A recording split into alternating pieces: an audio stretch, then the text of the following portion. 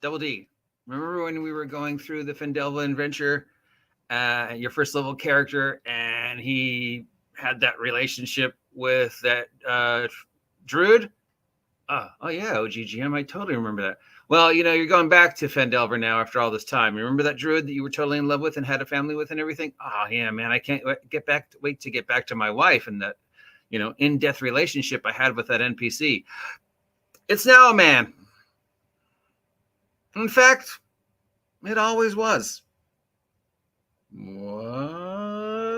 What's up, nerds? It's your boy, the OGGM, coming to you live 9:30 in the morning on this 26th day of August in the year of our Lord Steve the Cat 2023. And Wizards of the Coast couldn't make it to the end of the month without being dumb. Why? Why in the name of our Lord John Cena? Why? Nobody asked for this. Nobody wanted this. If the whole point of your philosophy for the past 10 years is players developing deep and meaningful relationships with the world and the NPCs around them, and this is a continuation of the very first adventure we ever wrote, why would you change the genders of established NPCs just to be more inclusive? Was that a complaint? Did hundreds of people across the world go, you know what the one thing that was wrong with Phandelver was? Not enough girls, or not enough boys, or not enough elves, because not only have they gender swapped, they've race swapped. This is the same, complaint we have of why make established character gay? Why not just give us brand new heroes that are gay that we can get behind instead of turning a character who was never gay? Why change the gender of established characters who we have already established deep and meaningful relationships with in Phandelver to different genders, different races, unless it's part of the story?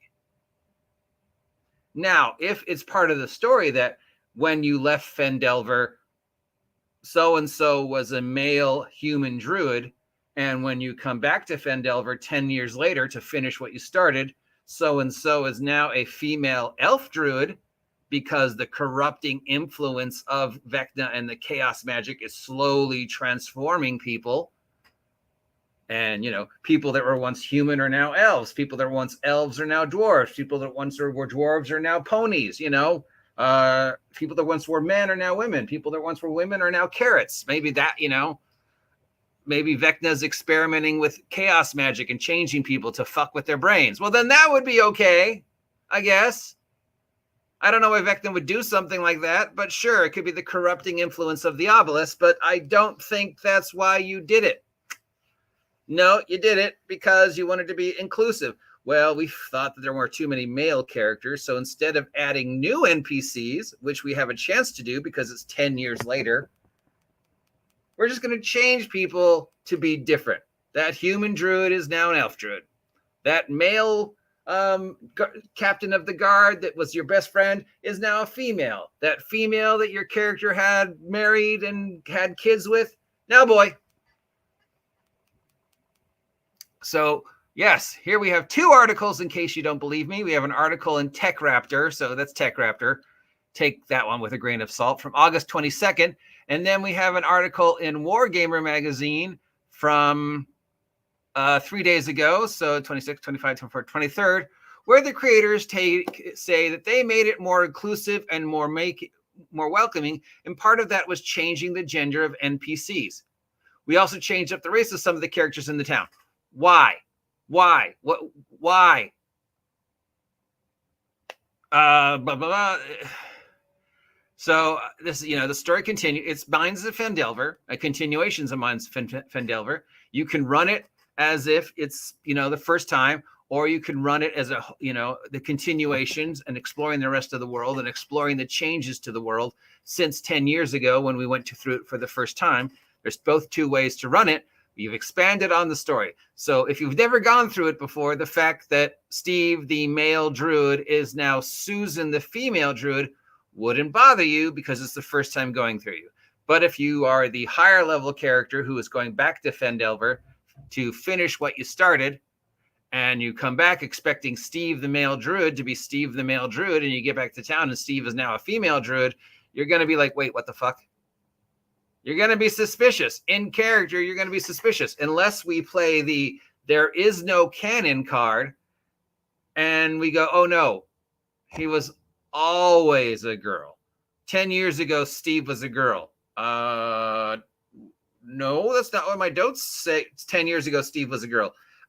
I've got my copy that I got from the starter set, and it says Steve. Nope, Steve's always been a girl. Is that what you're telling us to believe? There is no content. There is no continuity. There is no canon. Nothing is official, right? So I guess if I want Steve the Druid to stay a man, Steve's going to stay a man because he was a man 10 years ago. Or are you telling me that you have completely rewritten reality and Steve the Druid was always a girl and we just didn't notice the first time we were here, despite the many interactions we had with Steve the Druid? Oh, yeah, it was always a girl. I think I would have noticed that. No, yeah, no. Now we don't know how extensive it is changes, but we do know that several of the characters who were men are now women. Several of the characters who were one race are now another race. We've also streamlined some of the hooks from a mechanical expensive because it's more smooth and easier for DMs to interact with it, and quote unquote safer. Cosmic body horror, Lovecraftian horror, Vecna, cursed obelisk changing the very fabric of reality. But it's safe because it's 5e, and we don't want anything to actually bad happen to 5e players. So, yes, we wanted to preserve and update the adventure to have longevity and staying power. The adventure is fine the way it is. It has a great beginning, great middle, great end, great sequel in Dragons of Icespire. And I don't know if Shipwreck Island is or isn't, but it could be. But instead, we're just,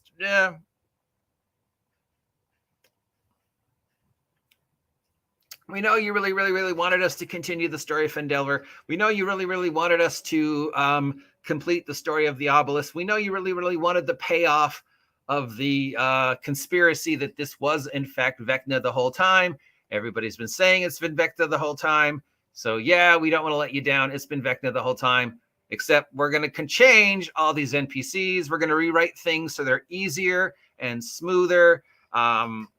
This is both a brand new adventure, or you could continue it from where you left off last time. So if you were lucky enough, Double D, to go through Phandelver 10 years ago or 8 years ago or 4 years ago, and now your higher level character is coming back to finish what they started, I hope there is a logical explanation for why several majors NPCs have been drastically changed, other than more inclusive. You know how you get more inclusive? You create new characters that appeal to that audience. I don't think enough people who like peanut butter and jelly sandwiches feel they're represented in the game. We could take an established character and suddenly turn them into a peanut butter and jelly sandwich, which they weren't before. Or we could add a new character who's exciting and fresh and represents that peanut butter and jelly culture. If you don't think there weren't enough women in it and the female players felt left out, add new women NPCs. The town has grown in the last 10 years, I'm sure. You don't feel there's enough elves? Add more elves. You don't feel there's enough LGBTQT characters? Create new ones. Create new ones. Don't turn an established character who's been around for 10 years and who might be an ingrained NPC in my story. You don't know what some of the players or DMs have done with those NPCs since Phandelver came out. Maybe they ran with it. Maybe they made the city their base of operations. Maybe you've been spiraling out your whole campaign. Maybe they have this in-depth relationship with Steve the Druid or Joe, the guy who hates peanut butter and jelly sandwiches. And now suddenly Steve the Druid's a girl and Joe always loved peanut butter and jelly sandwiches. And your explanation is inclusivity. Did anybody out there say in any of the survey? Oh my God, it's Max. It's my favorite spider monkey. It's my favorite New World monkey. It's my favorite clout chasing, uneducated, inexperienced moron who has no sway. Legion of Myth Max. I'm honored that Max is here. Oh, I can't use peanut butter and jelly sandwiches because of peanut allergies. Okay, so you were offended because there was a peanut butter and jelly sandwich in Phandelver 10 years ago, Max. So I'm going to change that, because when you come back to Phandelver, I don't want you to feel offended. So yeah, true. Yes, I know that for the past 10 years, the story has all been about you and your peanut allergy and your war with the peanut butter and jelly sandwich in Phandelver. But apparently you were offended, so I'm going to remove it. So that past 10 years you spent interacting with that peanut butter and jelly sandwich, Max, gone! Never happened. I am honored that Max would grace my page. Did anybody want this? Did anybody say, God, I really need more half-elves in this adventure? No! No! If you really feel there's a need for inclusivity, add new characters. Don't change established characters just to be cool. Because it's not cool, it's stupid, and we have seen time and time again, it doesn't work. Doesn't work. Yes, it needs more tentacle cow. Everything needs more tentacle cow. Doesn't work. Didn't work with Kamala Khan. Didn't work with Miles. Didn't work with any other. When you turned Bobby gay. Didn't work when you turned Alan Scott gay. Doesn't work. Give us new characters. Don't just take an established character and change them. Oops, he's suddenly a girl. I just never noticed for the past 10 years.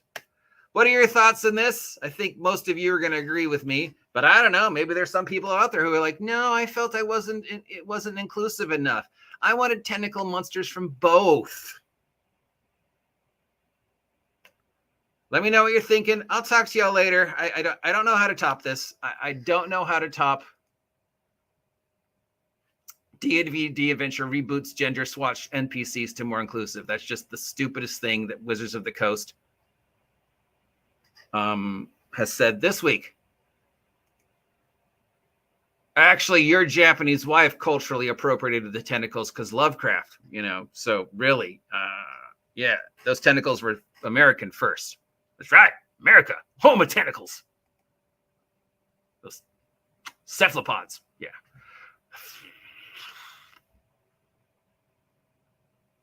I don't know where to go with this, so that's all I got to say. I think this is totally stupid, totally unnecessary. It just shows the utter lack of creativity and imagination and awareness of their audience that Wizards of the Coast has, that Wizards of the Coast thinks this is something people wanted. We all play D&D. We all know if and when the player characters interact with NPCs at all, 9 out of 10 times is going to be as little time as possible to get what they want from the NPC. They're going to forget who that guy is as soon as they leave town, or they're going to kill him. They're not going to be like, oh, yeah, I really needed that druid to be a female to feel represented. No, nobody wanted this. Nobody wanted this. Unless I'm wrong, because we know, much like Max, I am an uneducated, inexperienced, clout-chasing moron with no sway. I am a scrub white belt DM. So maybe I'm wrong. Maybe you all did want this. Let me know. Did you want this? Did you not want this? You tell me. I'm the OGGM. If you appreciate the nonsense that comes out of my mouth, consider subscribing. If you haven't subscribed yet, help me hit 2,000 subs by the end of the year, and I'll be back later. Until then, I'm going to go through all my NPCs, I guess, and change their race to peanut butter and jelly sandwich just to upset Max. See ya!